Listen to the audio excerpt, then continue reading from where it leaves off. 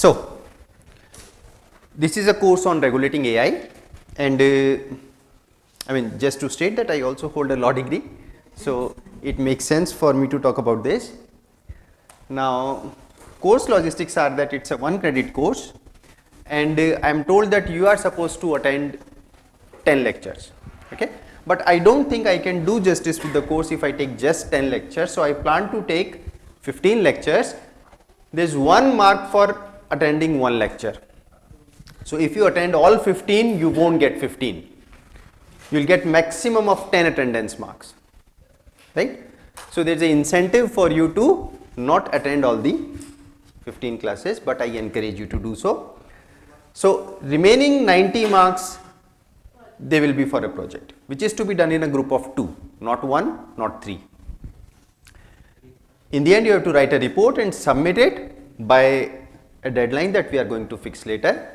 So what I'll do is, first 3 weeks, you just attend the lectures, and then you figure out what to work on that thing for a week, 2, 3, 4, whatever. And so I think a hard deadline that I'll keep is a 31st March. Okay, so that is the hard deadline. We can't really cross that one. Before that, you can submit whatever. This makes sense? Okay. So audience for the course are CS graduates and lawyers up to some extent. So CS graduates, because in the end CS graduates are those who are writing AI programs, AI applications, and they are responsible for the one who are making AI applications. It also, I think, should make sense for lawyers, because in the end everybody is struggling to improve the legal certainty. What does it mean? Because today you talk about something, tomorrow it changes, and the AI landscape is changing so fast that it's very difficult to regulate, very difficult to define what exactly we are trying to do. In the next class, we will see that it's super difficult to define what is AI, and there is a lot of chaos over just this thing, that how do you define AI. Now, topics to be covered. So this is what I plan to cover in the next 15 lectures. First is why regulate AI, which is this particular lecture. Then the next one will talk about what is AI and the challenges in its legal definition, because when you are trying to make a law on something, you better make the terms precise. What do you exactly mean? Which application will be called AI and which application is not AI, and so on. And how various jurisdictions address this. So there is a European Union is heavily negotiating their bill on AI Act. So I think they are done with the all final versions of it. Now what remains is to be published in their official journal of the EU. So once it gets published there, we will have the final text of the act, but they already have the final text, just that it is not yet published in the official journal. So, and then we also talk about the US President's executive order on this, a little bit about what China is trying to do. Now, so there is an important thing called fundamental rights impact assessment. We'll talk about what is that. I'll try to dedicate at least 1 class to this one. Then we go into the specifics of the European Union AI Act. That is that's kind of first major attempt on this planet to try to regulate AI. So the major concepts that are there in the research papers and everywhere, all of them basically, so see, there are papers that say this is good or bad, but something that turns into a law has altogether different impact. So first, comprehensive law on regulating AI, subject matter and scope, so that I think should take a lot for us to understand. What does it mean? What are the applications covered by it, and so where is it applicable? The terminology, the risk pyramid. In fact, we should be able to see this risk pyramid in today's class itself and towards the end. So they talk about prohibited So some kind of AI that EU says is prohibited, you just can't do it. Some are high risk AI, so we'll see. And then requirements for high risk AI systems. So if you want to build, if you are the developer of a system that builds high risk AI system that is going to be used in EU, you better be compliant with that law, because you might be writing that software here in India, but that is applicable to you because it is being used in EU. Okay. So from law perspective, this is very important, and I think from placement perspective too, not today, but 5 years down the line, if you keep on following all these things, you will be much short students. So obligations of providers, which means whichever company is writing that software, their obligations, deployers, whichever one is deploying, high risk systems and other parties, transparency obligations, this is the third level in the risk pyramid, obligations for providers of general purpose AI like ChatGPT and so on, foundation models basically, then measures in support of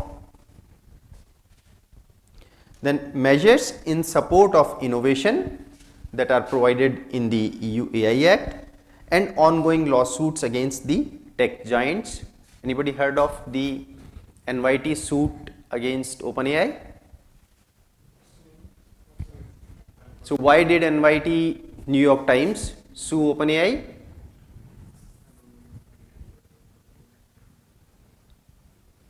Okay, so we'll talk about all these things. So why so much hype about over regulating AI? This is somewhere around 17th March 22, so already 2 years, and things have changed a lot, because in AI landscape, as we said, things are changing very fast. So Americans lean toward concern over excitement when it comes, so American leans towards concern over excitement when it comes to the increased use of AI in daily life. Percentage of the US adults who say that overall the increased use of AI computer programs in daily life makes them feel, so 37% say more concerned than excited, 45% say equally concerned and excited, and only 18% are more excited than concerned. And again, see, this is 17th March 22, already 2 years earlier. So these numbers will change, and what I suspect is this number should increase now. We'll see why. And the public views are varied when it comes to the 3 specific AI applications. So facial recognition technology by police, 27% say bad idea for society, 46% say good idea for society, and so on. So computer programs by social media companies to find false information on their sites, bad idea, good idea. Driverless passenger vehicles, bad idea, good idea, and not sure so. Okay. So the idea is AI is impacting all aspects of our life. So then what is new with AI? Computers have been there for decades now, and every hazard listed has been there, right? So computers have been there for decades now. So why are we so much talking about regulating AI? Why so many talks? Anybody following this? I mean, I am following this, and this is insane, at least at the regulatory level now. So if you follow EU news, if you follow US news, if you follow tech and AI in particular, this is going insane. I am not able to read, the amount of news that is pouring in my feed every day. So computers have been there for quite a long time now. So why now? Do you have regulations on IT? Do you have regulations on cybercrime? Right? So it's not new, everything is there. The only difference that AI has brought is scale. So what you were doing earlier, that was still pathetic. So if you know, the number 1 GDP in this world is second is China, and third is cyber crimes. Okay, so this is already a huge level kind of threat, cyber crimes, and people are doing that just using computers. So no AI used until now. Now if you start using AI, it will overtake everything very easily. So problem this time is scale. You can scale personalization. You can scale a lot of other things. So scale at which the AI can impact and the exponential growth. So the speed at which AI is evolving gives too little time for the society to respond. This implies legal backwardness. Today you have something, you make law for this, and tomorrow it changes drastically, your laws go waste. Okay? So implying legal backwardness. So if you see the number of attendees at an AI conference, it has increased exponentially. Startups developing AI systems increased exponentially. Enterprise application AI revenue increased exponentially. So AI is impacting every sector of economy today. Now, potential to impact democracy. Am I going too fast? Okay. So potential to impact democracy. What does it mean? So these are the news and their sources. So possible to generate huge amount of misinformation and virtually no cost. So how does these things impact democracy? An era in which nobody trusts anything. So AI generated disinformation poses threats of misleading voters in 2024 election. This is May 14, 23. AI muddies, so Israel-Hamas war in unexpected way. Fakes related to the conflict have been limited and largely unconvincing. So fakes related to conflict have been limited and largely unconvincing. But what is the problem? The problem is their presence has made people doubting real evidence, right? So the boundary between what is real and what is fake, that is blurring. That is something you don't want to happen. Okay, this was not there in earlier era. Earlier era, what did we used to say? An image is photoshopped, and you know, if you have little bit of common sense, most of the times you could tell that this image is photoshopped and this image is not real, right? But in today's world, if images are generated using AI, then it's impossible to tell which one is real, which one is fake. So what we are talking about are two things. What are scale and, so in particularly the scale at which you can manipulate things. So AI generated disinformation poses threat of misleading voters in 2024 election. This is not happening just in our country, these debates, but it is happening everywhere. This is news from USA. Okay. And similarly, Hamas and Israel, Europe, everybody is talking about this. So what was the first point? Potential to impact democracy. But how does it impact democracy, by the way?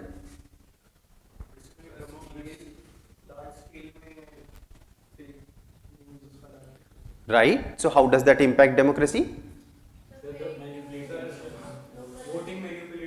Right. So you can manipulate your voters. Okay.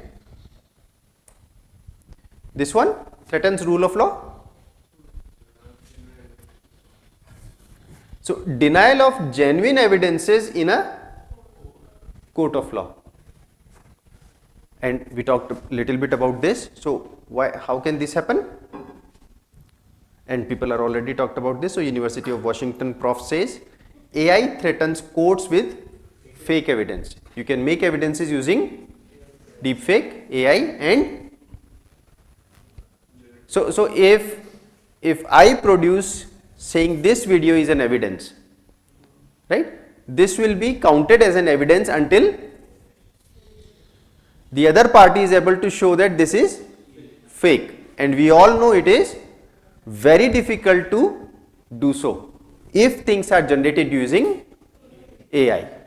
Okay, so basically we are entering into an era where nobody trusts anything coming from anyone, you know. So ethics prof supports pause in development and deployment of AI until safeguards are in place. Again, March 28, 23. But do you think this will happen? Pause in development and deployment of AI? Why not? There's a lot at stake when it's come to revenue generation. See, the world is usually driven by economics, right? So this is not going to happen. Even those who were asking for pause in development and deployment, they were accused of saying that you want to be at par with OpenAI, you want to keep doing things in the inside. So what was the first impact? Mainly threat to democracy. Second is rule of law. Negative impact on health. So AI chatbots like ChatGPT giving wrong medical advice. AI shocker. Man dies by suicide after 6-day chatting with ChatGPT like. Reports claim that the man referred to as Pierre took his own life after talking to AI bot Elisa for 6 weeks on climate change. However, the conversation about the climate issues of the world turned confusing and harmful, prompting him to end his own life. Right? Anything can happen. Again, March 2023. See, these news are mostly 3 to 4 months after ChatGPT was released. Now this one. So AI bots like ChatGPT can now influence people taking in decisions related to life and death. I start chatting with ChatGPT, see, I'm in this situation, what should I do? But if you ask such kind of questions to things like Worm GPT, it is going to answer. Okay? If you are going to ask how to make a bomb, it will answer. How to rob a bank.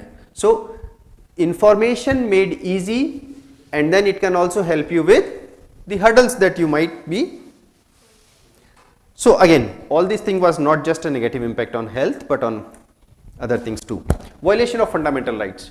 This has been by far the most debated topic when these negotiations were going on. Have you tried using bomb GPT how to make potential cyanide? No.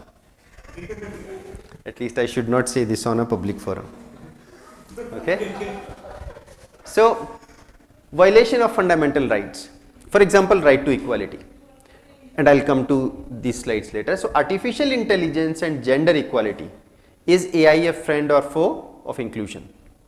And we'll come to this. So right now we just talk about, so what are the things we are talking about? Impact on democracy, rule of law, impact on health of people, safety, fundamental rights, and it is also hazardous to environment. So other 5 things, and there might be other impacts too, but if you see here, OpenAI has revealed that it cost them $100 million and it took 100 days utilizing 25,000 NVIDIA A100 GPUs. Servers with these GPUs use about 6.5 kilowatt each, and how many you are using? 25,000, resulting in an estimated 50 gigawatt hour of energy usage during the training. So I'll send you these slides. The estimated energy consumption of GPT-4 query is this much. While this thing is not true just for AI applications alone. I mean, if you try to find out the carbon footprint of sending an email, searching a query on Google, all will turn out to be very high, right? But point here is this training. This is insane. So more than 4 ACs today, right? 100,000 ACs. Okay, 100,000 ACs running for how many days? 100 days. Whatever it's like. So this is insane again, and then people are trying to build other chat GPTs too, so other large language models. So this is a race. So there is an hazardous impact on environment too. This is a direct impact. There are other kind of impacts too. And of course increased e-waste, because in the end, after 2-3 years you are going to throw these things away. Automation bias. Anybody knows here of automation bias? Cognitive bias? What is cognitive bias? It's a way of thinking. You do triple CT, so this you must have studied, huh? So we'll come to that as well. So you make your perception of right, so we'll come to that. Automation bias. If computers have done it, then it must be right. So as a human being, we tend to think if something is done by a machine, then machine is doing it right. So slowly we stop thinking of alternatives, right? We just think if machine has done something, then machine has done it right. It can be computers, it can be some other machine, doesn't have to be a computing device. So if computers have done it, it must be right. Similarly, AI may or may not be at its good stage, but if AI has done it, it must be right. Okay. However, AI is still emerging. So AI is still emerging. It is, so who knows AI is still emerging? Maybe you as a computer scientist, as a student of computer science, maybe you know AI is still emerging. Maybe you know that this application makes more sense than the other, but who is reading about AI these days? Whole world. It does not matter whether you are a computer science student or not. So how people take it? So they think whatever comes in news, movies, that can actually be done in practice. Okay. So it becomes a problem when people start thinking computers have done it, it must be right, and hence AI is doing it, it must also be right. You have to have a critical questions. So you need to ask questions, because see, engineers, computer scientists, they will always sell their work, and they might do so genuinely.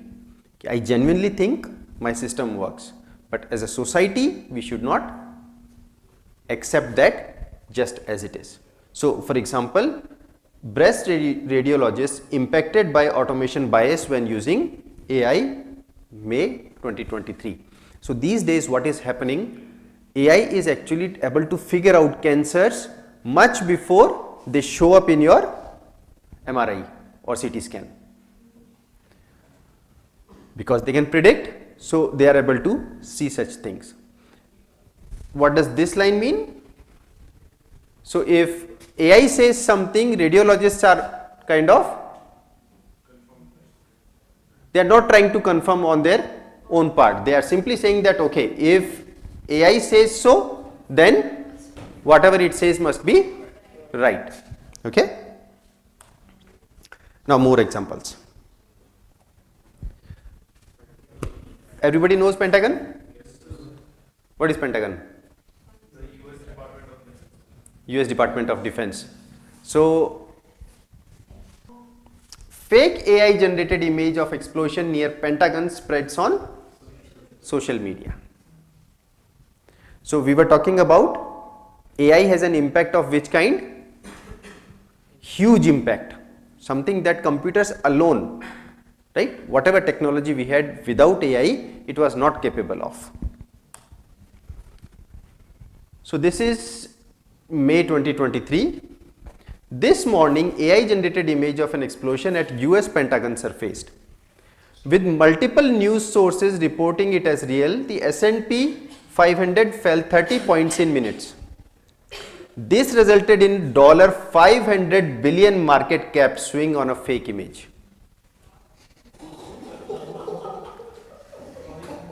of course, it then rebounded once the image was confirmed fake and AI is becoming dangerous. So, you see this drop.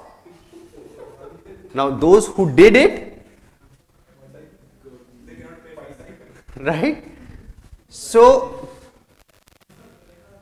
the impact is huge, and what you are supposed to do is just this kind of an image, which is super easy to create now. So, Chinese man nearly loses 600K to AI driven scam in 10 minutes. So, in the news it says, okay, I have not put the, I'll put it, the source. So, it appears that the incident took place on April 2023 when the man, surnamed Guo, got a WeChat video from someone he thought was a friend. By using an AI program, a scammer was able to mimic the face and voice of Guo's friend. Now, you think this happened on 20th of April 23. Do you think in 1 year this technology has advanced a lot, right? So, if this was possible 1 year ago, look here the amount, and this is for an individual, okay?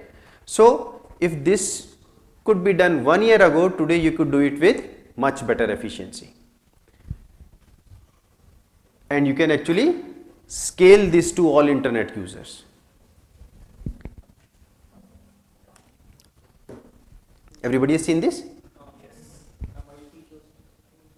But let's do it anyway. We're entering an era in which our enemies can make it look like anyone is saying anything at any point in time, even if they would never say those things. So, for instance, they could have me say things like, I don't know, Killmonger was right, or Ben Carson is in a sunken place, or how about this, simply, President Trump is a total and complete dipshit. Now, you see, I would never say these things, at least not in a public address, but someone else would. Someone like Jordan Peele. This is a dangerous time. Moving forward, we need to be more vigilant with what we trust from the internet. It's a time when we need to rely on trusted news sources. It may sound basic, but how do we move forward? In the age of information is going to be the difference between whether we survive or whether we become some kind of fucked up dystopia. Thank you. Stay woke, bitches. All right. Now, and this video is, I don't know, 2018? Pretty old. I think 2018 or 19. Okay. Now, this one had a real impact. How many of you know about this one? Right. So, I am not going to play this one because we don't understand Ukrainian anyway. But what happened in this deepfake? So, president is asking their troops to surrender in front of Russian troops, right? So, what kind of big impact do you expect? Right? I mean, this has an impact on whole country, right? And a false information created in few seconds, okay? So, that's why we are talking about regulating AI, because the scale at which it can do harm, it was beyond the reach of, that kind of scale is was beyond the reach of computers earlier. So, you know about this? Cognitive bias. So, I have heard rhetoric from both sides. This is me. Time to do my own research on the real truth. Literally, the first link that agrees with what you already believe is, and this is what we all do, right? And you know, there is another bias, I have forgotten the name, confirmation bias, right? Now, confirmation bias basically says this, that if I've got a particular news confirming what I was believing. Then you give me 10 other sources citing what you have read is a fake news. I'm not going to believe in those 10 things now, right? And this is a problem. I mean, as a human being, we are like that, can't do much about that. So if people start manipulating such things, then that's a dangerous thing we are talking about. So media and news.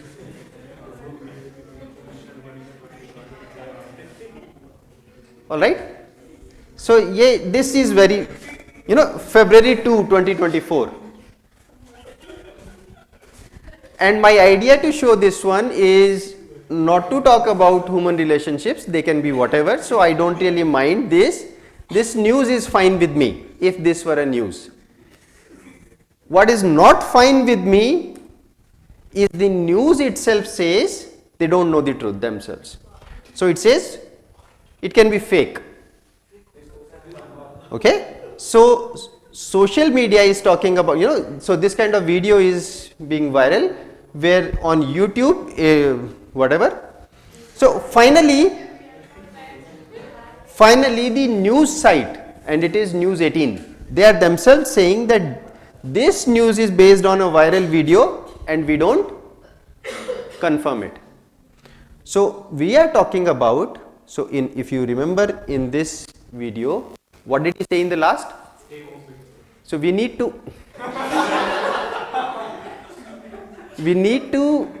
rely on trusted news sources. Now news sources are they themselves don't know. They cover this news because the video was viral, so most likely this news will also get some kind of attraction, right? So it is becoming impossible what to trust. Bias. So let's talk about these things. This is 2017, algorithms and bias, what leaders need to know. Okay, so women less likely to be shown ads for high paid jobs on Google study shows. So, I mean, things as simple as this one, we see bias. A beauty contest was judged by AI and robots did not like the dark skin. So how Facebook is giving sex discrimination in employment adds a new life. Again, same thing. Okay, so if you are not a white male, artificial intelligence used in healthcare could be dangerous. Machine bias. And so we'll talk about at least one of these in detail. What is wrong with this image?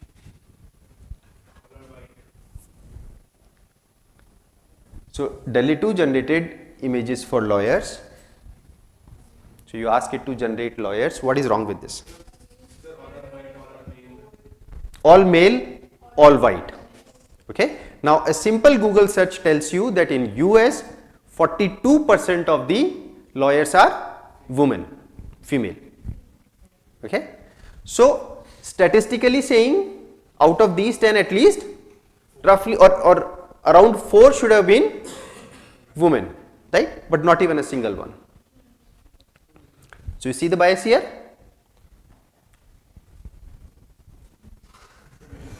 What is wrong with this? There is a second level here.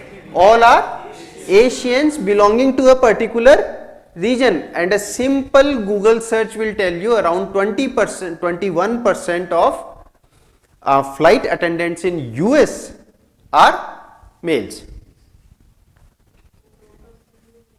Okay, so whereas this one is restricting them to one particular area in a particular region of the world.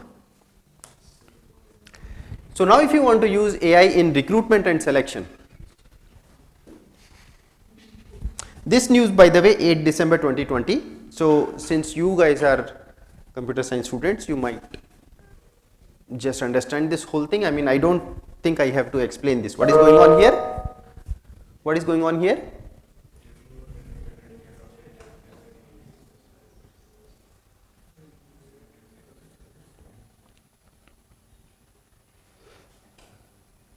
So, and we are talking about University of Texas.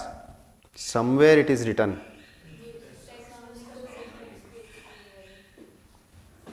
first sir link के अंदर sir No, there it is there, but somewhere here. Okay, but some university in Texas.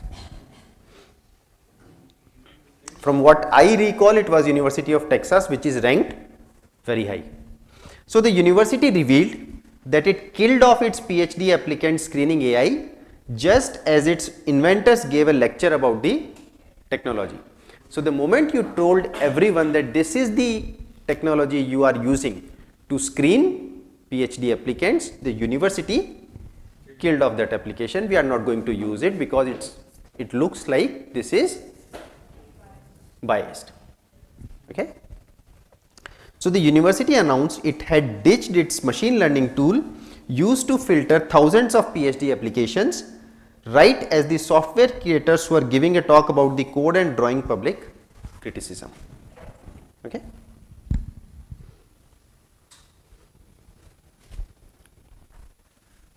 And why do you think a university would like to automate such thing? Because see, PhD students applications, you receive one statement of purpose and 3 recommendation letters, right? So per application you have to read somewhere around 2000 words at least. So they thought an automation process will be treating them fairly, but that actually didn't happen. So predictive policing poses, so we are talking about various applications now, all these news cuttings are from various kind of applications. So predictive policing poses discrimination risk, think tank warns. Why? What is wrong here if you use AI? So there it was AI in recruitment and selection, here AI is in the use of law enforcement. What is wrong with this? So if it is biased, so what?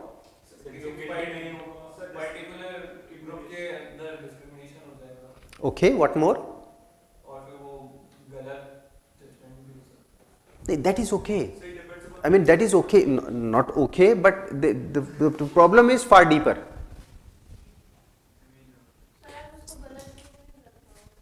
Yes.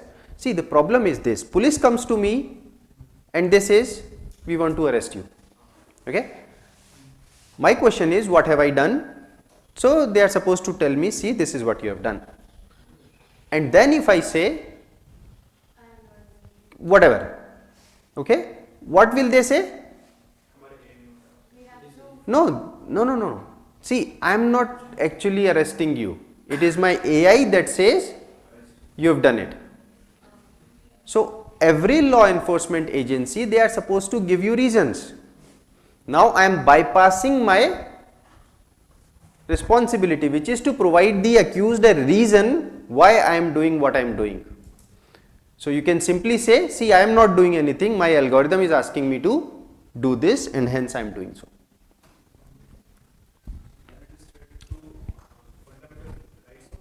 Yes, of course.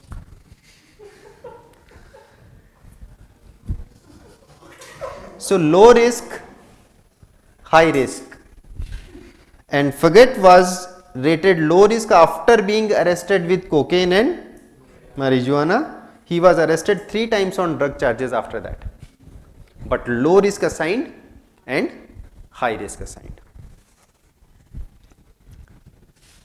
Why hundreds of mathematicians are boycotting predictive policing? So they have tried for more than 10 years in the US. Now here we talk about mathematicians are boycotting. The police, LAPD says it doesn't work either. Okay. So even the police doesn't believe that it works, at least not everybody. And recently in May, even Supreme Court of India wanted to use AI for some tasks. So they wanted to do it for transcription and translation of the Supreme Court constitutional benches, which impacts rule of law, because the Supreme Court constitutional bench's decision is binding on all courts in India, including Supreme Court, where the size of the bench is lesser than the said constitutional bench. Okay. So binding on all courts in India, including Supreme Court benches with smaller strength. And remember Anil Ambani's case? Anybody knows about it? So what happened a couple of years ago? Now what happened in this case? Supreme Court ordered the personal appearance of Anil Ambani is not dispensed with. Not means, so this statement basically means that Anil Ambani has to personally come to the Supreme Court for appearance. What staff in registry did was they dropped this word not.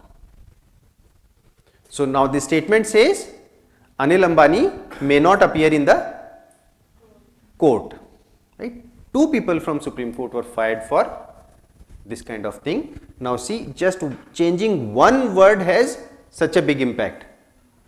And if that impact is supposed to happen on all courts of India, then you better use it judiciously. So what Supreme Court also wanted to do was they wanted to translate judgments to Indian languages. And there is a research that assigns classes to various languages in terms of how much data do we have. So English, French, Spanish, Chinese, so they fall in class 5 where a huge amount of data is there. There is no class 5 language here, highest is Hindi. Now Supreme Court, because AI spreads from media, Supreme Court wanted to translate this to 8 other Indian languages, not all these one, but 8 other languages.